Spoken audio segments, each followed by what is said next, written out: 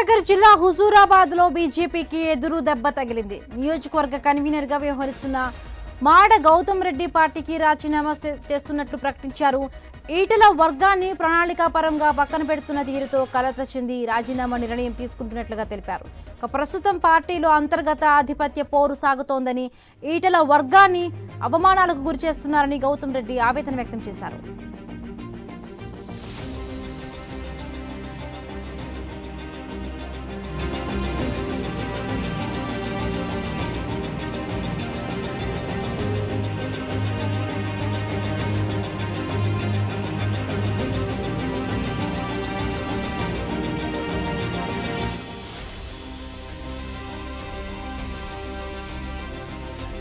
కరీంనగర్ జిల్లా హుజూరాబాద్ లో బీజేపీకి ఎదురుదెబ్బ తగిలింది. నియోజకవర్గ కన్వీనర్ గా వ్యవహరిస్తున్న మాడ గౌతమ్ రెడ్డి పార్టీకి రాజీనామా చేస్తున్నట్లు ప్రకటించారు.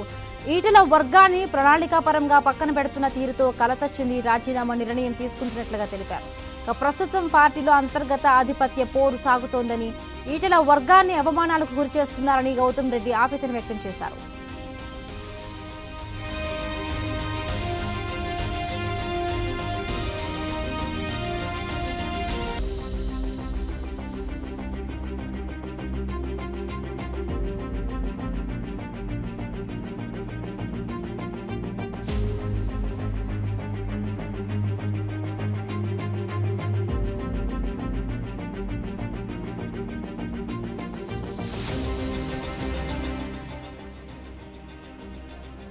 కరీంనగర్ జిల్లా హుజూరాబాద్ లో బీజేపీకి ఎదురుదెబ్బ తగిలింది. నియోజకవర్గ కన్వీనర్ గా వ్యవహరిస్తున్న మాడ గౌతమ్ రెడ్డి పార్టీకి రాజీనామా చేస్తున్నట్లు ప్రకటించారు. ఈటల వర్గాన్ని ప్రణాళికాపరంగా పక్కన పెడుతున్న తీరుతో కలత చెంది రాజీనామా నిర్ణయం తీసుకుంటున్నట్లుగా తెలిపారు. ప్రస్తుతం పార్టీలో అంతర్గత ఆధిపత్య పోరు సాగుతోందని, ఈటల వర్గాన్ని అవమానాలకు గురి చేస్తున్నారని గౌతమ్ రెడ్డి ఆవేదన వ్యక్తం చేశారు.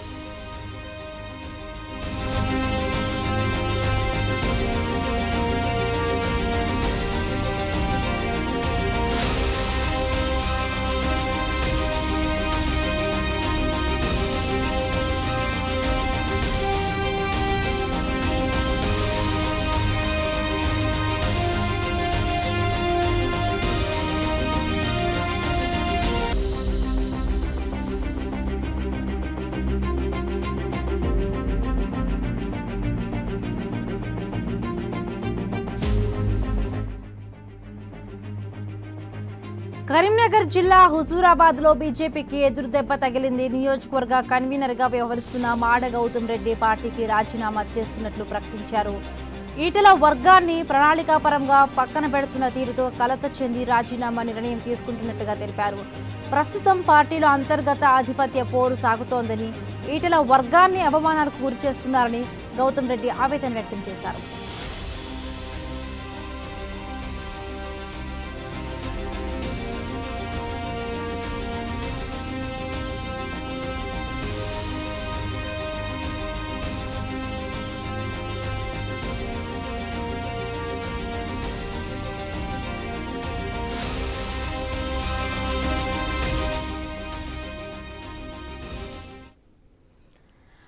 హుజూరాబాద్ లో బీజేపీకి షాక్ తగిలింది. బీజేపీకి మాడ గౌతమ్ రెడ్డి రాజీనామా చేశారు. రైటింగ్ సంబంధించి మరిన్ని పూర్తి అప్డేట్స్ మా కరెస్పాండెంట్ ప్రశాంత్ లైవ్ లో అందిస్తారు. ప్రశాంత్.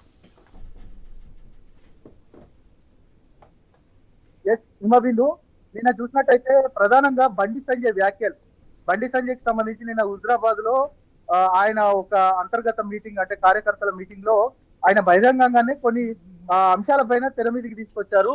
ప్రధానంగా పార్టీ కోసం, ఒక వ్యక్తి కోసం పనిచేయకండి, పార్టీ కోసం పనిచేయండి అంటే చెప్పకనే చెప్పాడు. ఈటల రాజేందర్ కి సంబంధించి అక్కడే హుజూరాబాద్ లో, అంటే నిన్న కాక మొన్న మనం ఈటల రాజేందర్ కి సంబంధించిన వర్గం అక్కడ అంతర్గత చర్చ పెట్టుకుంది. ప్రధానంగా పార్టీ పదవుల్లో ఎలాంటి పదవులు మాకు సముచితంగా దక్కట్లేదనేది కూడా వారు ఆవేదన వ్యక్తం చేశారు. ఆ తర్వాత ఖచ్చితంగా అంటే ఆయన మల్కాజ్గిరి ఎంపీగా అయిన తర్వాత నుండి కూడా హుజూరాబాద్ లో ఏ నాయకుడికి సంబంధించి ప్రధానంగా పదవుల విషయం అయితేనేమి, బీజేపీ పార్టీలో మాకు జరుగుతున్న అంటే అన్యాయానికి సంబంధించి కూడా ఎవరు పట్టించుకోవట్లేదని కూడా ప్రధానంగా కొన్ని అంశాలు తెర మీదకి తీసుకొచ్చారు. ఇక్కడ గతంలో కూడా ఈటల రాజేందర్ పోటీ చేసినప్పుడు కూడా ప్రధానంగా మాకు ఎవరు సపోర్ట్ చేయలేదు కార్యకర్తలు అనేది కూడా ప్రధానంగా ఈటల రాజేందర్ యొక్క వర్గీయులు ఆవేదన వ్యక్తం చేశారు. అంతర్గత చర్చలో భాగంగా రానున్న స్థానిక సంస్థల ఎన్నికలలో ఏ విధంగా ఉంటుంది, మాకు ఖచ్చితంగా సముచిత స్థానం లభిస్తుందా లేదా అనేది కూడా కొంత అనుమానము, అదేవిధంగా ఆవేదన వ్యక్తం చేసిన సందర్భం. నెక్స్ట్ డేనే బండి సంజయ్ ఈ హుజరాబాద్ లో అంతర్గత మీటింగ్, బండి సంజయ్ వ్యాఖ్యలు, బండి సంజయ్ కి సంబంధించి ప్రధానంగా ఆ పార్టీ కోసం పనిచేస్తేనే ఇక్కడ పదవులు ఉంటాయి, వ్యక్తి కోసం పనిచేస్తే పదవులు ఉండవు అనేది కూడా కరాఖండిగా చెప్పిన నేపథ్యంలో ఒక్కసారిగా ఈటల వర్గం, ఈటలకు అత్యంత సన్నిహితుడు అసెంబ్లీ కన్వీనర్ అయిన గౌతమ్ రెడ్డి ఈ రోజు రాజీనామా. మొత్తానికైతే పొలిటికల్ సర్కిల్ లో పెద్ద ఎత్తున చర్చ.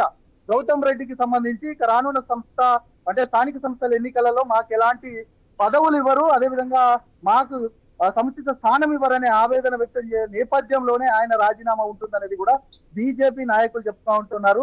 ప్రధానంగా బీజేపీకి సంబంధించి ఇక ఈటల రాజేందర్ దగ్గరికి వెళ్ళాలి. ఈటల రాజేందర్ వర్గం అంటే తెలంగాణ ఉద్యమం నుండి ఇప్పటి వరకు ఈటల రాజేందర్ వర్గంగా ఉన్నారు. ఆయన ఏ పార్టీలోకి వెళ్తే ఆ పార్టీలో ఆ అనుచరులుగా ఉన్న వారంతా కూడా ప్రధానంగా వారు ఇక మాకు ఎలాంటి బీజేపీలో ఇక స్థానం ఉండదు అనేది కూడా ఆవేదన వ్యక్తం చేస్తా ఉన్న సందర్భం. మొత్తానికైతే గౌతమ్ రెడ్డి రాజీనామా మాత్రం ప్రధానంగా ఆ దిశగానే జరిగింది అనేది కూడా పొలిటికల్ సర్కిల్ లో చర్చ.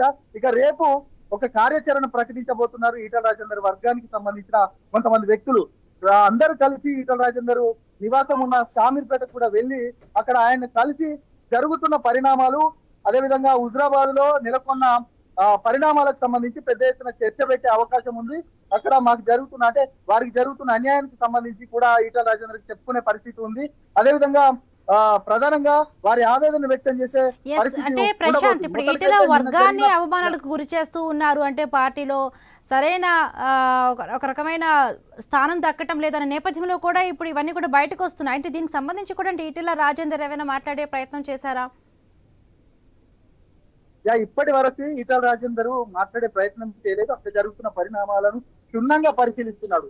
ఇక ప్రధానంగా ఈటల వర్గీయులు చెప్తున్నారు, అంతర్గతంగా కాదు బహిర్గతంగానే చెప్తా ఉన్నారు. ఖచ్చితంగా బొమ్మన లేక పొగబెడతా ఉన్నారు పార్టీలు అనేది కూడా ప్రధానంగా ఈటల వర్గీయులు చెప్తున్న సందర్భం.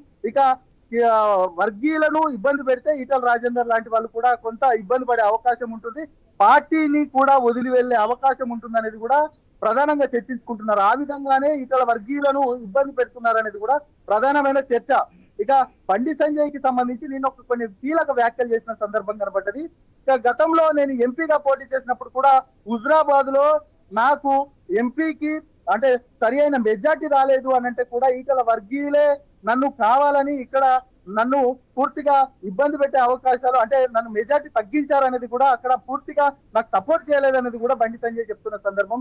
ఆ దిశగానే ఇక బండి సంజయ్ మమ్మల్ని ఇక పార్టీలో ఉండనివ్వరు, ఖచ్చితంగా బండి సంజయ్ వర్గీయులు కూడా మమ్మల్ని ఇబ్బంది పెట్టే అవకాశం ఉందనేది కూడా ఈటల వర్గీయుల యొక్క ఆవేదన. అందులో భాగంగానే ఈ రోజు గౌతమ్ రెడ్డి రాజీనామా ఉంది అనేది కూడా వర్గీయులు చెప్పుకుంటున్న సందర్భం. మొత్తానికైతే ఏం జరగబోతుంది, ఇక రేపు ఏ విధంగా స్పందించబోతున్నారు ఈటల రాజేందర్, ఈ వర్గీయులంతా కూడా అంటే ఈటల రాజేందర్ వర్గం అంతా కూడా ప్రధానంగా ఆయన దగ్గరికి వెళ్ళి ఈ రేపు ఉదయం వెళ్ళి ఆయనకు చెప్పుకునే పరిస్థితి ఉంది. వీటన్నిటిని కూడా ఈటల రాజేందర్ క్షుణ్ణంగా పరిశీలిస్తున్నారు అనేది కూడా ఆయన అత్యంత సన్నిహితులు చెప్తా ఉన్నారు. ఆయన ఏ విధమైన చెప్పేయబోతున్నారు, అదేవిధంగా పార్టీలోనే ఉంటూ ఖచ్చితంగా పార్టీలోనే ఉంటూ ఈ వర్గ పోరును పక్కన పెట్టి ప్రధానంగా పార్టీలో కొనసాగబోతున్నారా, లేదు ఇలాంటి పరిణామాలు ఏర్పడబోతే స్థానిక సంస్థల్లో తన వర్గీయులు అనే వారికి కూడా పూర్తిగా స్థానం లభించలేదు అనే విధంగా ఖచ్చితంగా ఆయన ఆలోచించే విధంగా ఉండబోతున్నారా, లేదంటే మిగతా పార్టీల వైపు చూడబోతున్నారా అనేది మాత్రం ప్రధానంగా రేపు వాళ్ళు వెళ్ళి మాట్లాడిన తర్వాత తెలిసే అంశం ఉంది. Right, thank you Prashant, thanks for the updates.